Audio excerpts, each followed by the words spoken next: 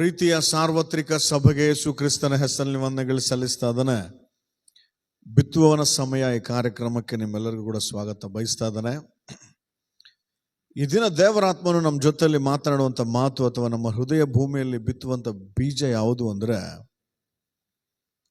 ನಿರ್ಲಕ್ಷ್ಯದಿಂದ ಈ ಆತ್ಮೀಯ ಯಾತ್ರೆಯಲ್ಲಿ ನಾವು ಮುಂದೆ ಸಾಗಿದರೆ ಏನಾಗುತ್ತೆ. ಯೇಸು ಕ್ರಿಸ್ತರು ನಮಗಾಗಿ ಆ ಮಹಿಮೆಯನ್ನು ಬಿಟ್ಟು ಈ ಲೋಕದಲ್ಲಿ ಜನಿಸಿ 33 ವರ್ಷಗಳ ಕಾಲ ನಮಗಾಗಿ ಆತನು ನರಾವತಾರವನ್ನು ಎತ್ತಿ ಜೀವಿಸಿದಂಥ ಜೀವಿತವನ್ನ,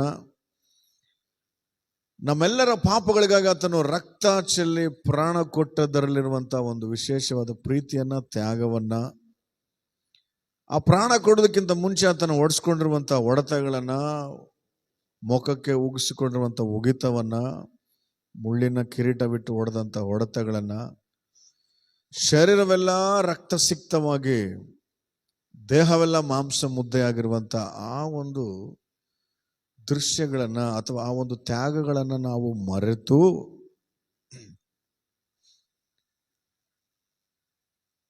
ಆ ಒಂದು ತ್ಯಾಗದಿಂದ ಉಂಟಾದಂಥ ಆ ಮಹಿಮೆಯ ರಕ್ಷಣೆಯನ್ನ ಅಥವಾ ದೊಡ್ಡ ರಕ್ಷಣೆಯನ್ನು ನಾವು ನಿರ್ಲಕ್ಷ್ಯ ಮಾಡಿದರೆ ಏನಾಗುತ್ತೆ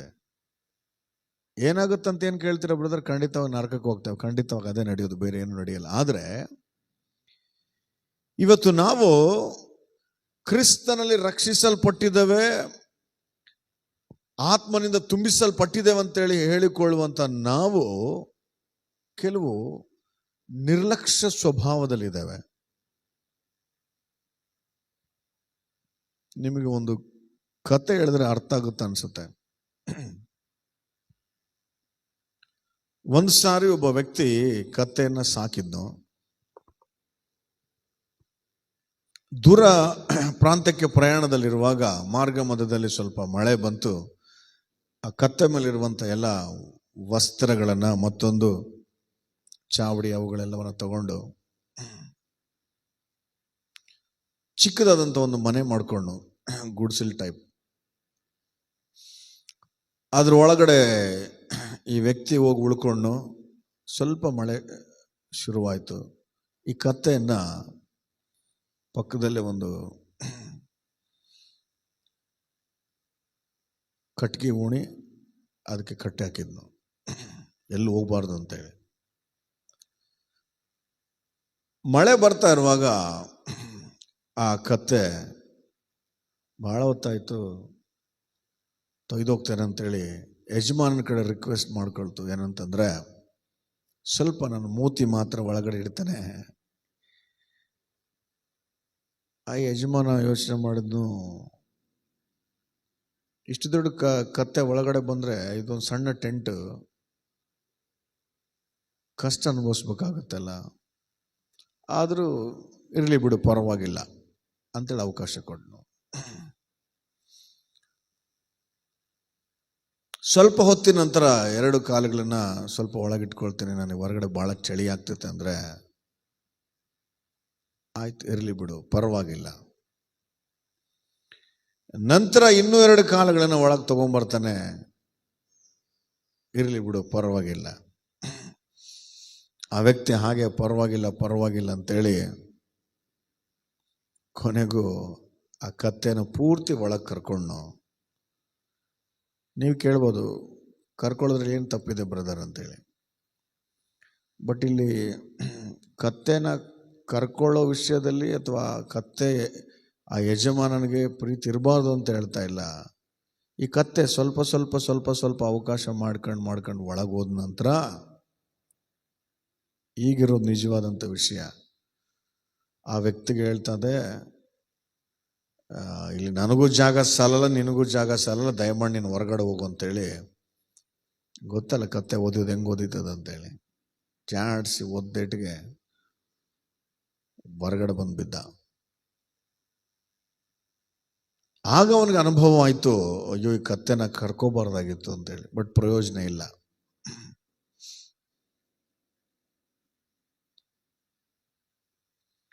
ಸೊ ಈ ಆತ್ಮೀಯ ಯಾತ್ರೆಯಲ್ಲಿ ನಾವು ಏನು ಮಾಡ್ತಾ ಇದ್ದೇವೆ ಅಂತ ಅಂದರೆ, ಪರವಾಗಿಲ್ಲ ಅನ್ನುವಂಥದ್ದು ಭಾಳ ಓಡ್ತಾ ಇದೆ.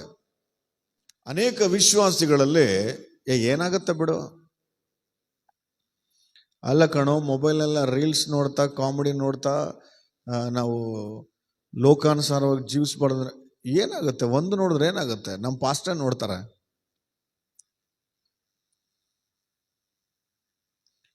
ಬೈಬಲ್ನ ಶಿಸ್ತಾಗಿ ಕೂತ್ಕೊಂಡು ಓದ್ಬೇಕು ಕಣೋ, ಆ ಥರ ಮ್ಯಾಗ್ಝಿನ್ ಓದ್ದಂಗೆ ಓದಬಾರ್ದು. ಏನಾಗುತ್ತೆ? ಪರವಾಗಿಲ್ಲ, ನಡೀತದೆ. ಚರ್ಚ್ಗೆ ಕರೆಕ್ಟ್ ಟೈಮ್ಗೆ ಹೋಗ್ಬೇಕಾಗಿತ್ತಪ್ಪ, ದೇವ್ರ ಆಶೀರ್ವಾದ ಮಾಡ್ತಾನೆ, ವಾಕ್ಯ ಹೇಳುತ್ತೆ, ಅದನ್ನು ಗೌರವಿಸ್ಬೇಕು. ಸಬ್ಬತ್ ದಿನವನ್ನ ಹತ್ತಲಾರ್ದಂಥ ಎತ್ತರವಾದ ಶಿಖರಕ್ಕೆ ಹತ್ತಿಸ್ತಾನೆ. ಯಾಕೋಬರ ಸ್ವಾಸ್ಥ್ಯವನ್ನು ಅನುಭವಿಸುವಂತೆ ಮಾಡ್ತಾನೆ. ಲೇಟಾಗಿ ಹೋದ್ರೆ ಏನಾಗುತ್ತೆ? ಏನಾಗಲ್ಲ, ಪರವಾಗಿಲ್ಲ.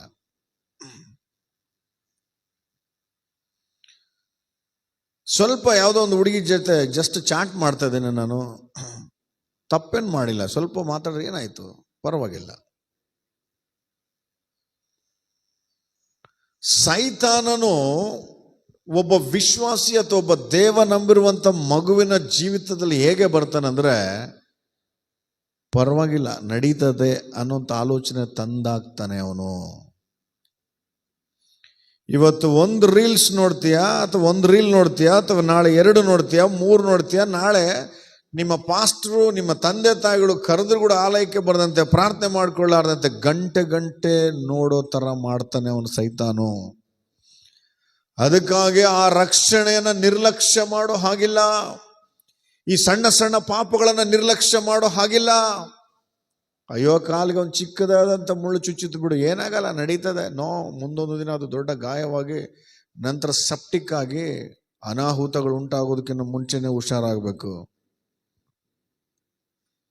ಇವತ್ತು ಅನೇಕ ದೇವರು ನಂಬಿರುವಂಥ ಮಕ್ಕಳು ಸಣ್ಣ ಸಣ್ಣ ಪಾಪಗಳು ಏನಾಗ್ತದೆ? ಏನಾಗಲ್ಲ. ಟೈಮ್ ವೇಸ್ಟ್ ಮಾಡಿದ್ರೆ ಏನಾಗುತ್ತೆ? ಏನಾಗಲ್ಲ. ಸಿನಿಮಾ ನೋಡಿದ್ರೆ ಏನಾಗುತ್ತೆ? ಏನಾಗಲ್ಲ.